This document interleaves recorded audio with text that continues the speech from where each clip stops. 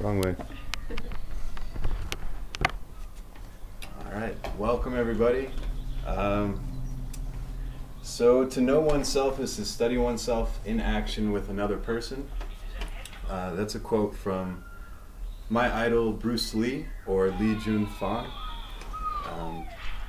This is to honor and celebrate Bruce Lee and what he's shared with us, whether you be friends, family, or fans, admirers, or students.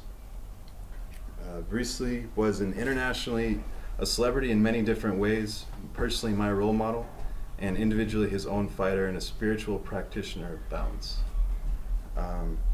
So some of these things you guys may know already, other things you may not know about him. He was born in the US in 1940 in Chinatown, San Francisco, United States. 3 months after that, he moved to Hong Kong, which is where his family is originally from. He was born from a completely Chinese father. His mother was Eurasian. She had a German father and a completely Chinese mother. I'm sorry, yeah, so that's his mother's mother. And she was extremely affluent, so he grew up in a very nice part of Hong Kong.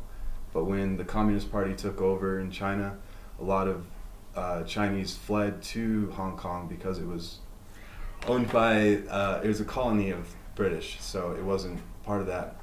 For that reason, a lot of people fled to Hong Kong, and there was a lot of violence there. So from a young age, Bruce Lee had to develop martial arts because he was getting in trouble in the streets. So after that, he was getting in so much trouble with fighting in the streets that he actually was sent to San Francisco to live with his sister. And from there, he was determined to continue with martial arts. He was a big-time studier of Wu family style Tai Chi Chuan. Tai Chi is also personally something that's important to me. So he studied that, and he actually went to school in Seattle shortly after. So he moved to Seattle, where he met his wife and had 2 kids. His wife is Linda Emery, and 2 children, Brandon and Shannon. From there, he was originally going to go to school. He always said that he went to school for philosophy, but that's actually not true. He didn't go to school for philosophy. He's just a philosopher.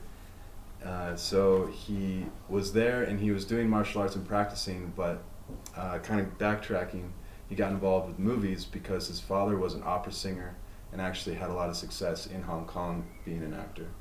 So he was actually in movies when he was like a little kid, and then when he was in Hollywood, basically, he got connected with some projects working on, his big time like premiere was The Green Lantern, and then he did other projects with like Batman and stuff like that. So he was definitely a huge international success for a lot of people, and this goes all the way from China to the United States, even Europe. Everybody knows who Bruce Lee is. I mean, everybody knows the guy. He's the fighter. He must be like water. Everybody knows his stuff. So personally though, I have a connection to him. He eventually, when he was studying martial arts, he got very involved in nutrition, and he started using bodybuilding without actually losing his flexibility and his agility. So he incorporated once again a lot of Western ideas with Eastern preventative medicine and things like that. So he definitely had a study of balance in him that I can relate to a lot, and I think that's one of the things that made him so charismatic, was that he truly was a fighter as a human being. He wasn't just somebody that was successful or somebody that made a lot of money. He was somebody that truly worked hard to be the best human being that he could be. So I had some pictures that I'm neglecting. This is him as a little kid, little baby. This is him as a star in Hollywood. This is him at a young age with one of his instructors that actually wasn't allowed to teach him in public classrooms because he had mixed ancestry. So he was kind of denied from his hometown in a lot of ways because, a lot of us can relate to that, having mixed blood. Here's a quote: "I fear not the man who has practiced 10,000 kicks once, but the man who has practiced one kick 10,000 times." just kind of shows his discipline. This is him. You can kind of see how he is a black and white photo, but he's got a lot of color to him. He's just a very interesting person. And this is him in one of his movies. I don't read Chinese.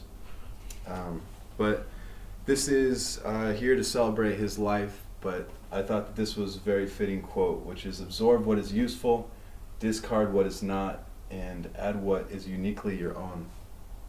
I think it's very important with, not just with Bruce Lee, but with all humans that do eventually leave. We're here for only a short time physically, but he's still here to this day. He's still in our minds. We still all know the name Bruce Lee. These people never leave us. They're truly going to be with us forever until the day that we die. We can't forget who our mother was. We can't forget who our best friend was. It's more than just a human thing. They're here forever inside of us. So one thing he knows is that he was a poet. He was a very hardworking poet too, and he actually hand wrote a lot of his stuff, but eventually got published.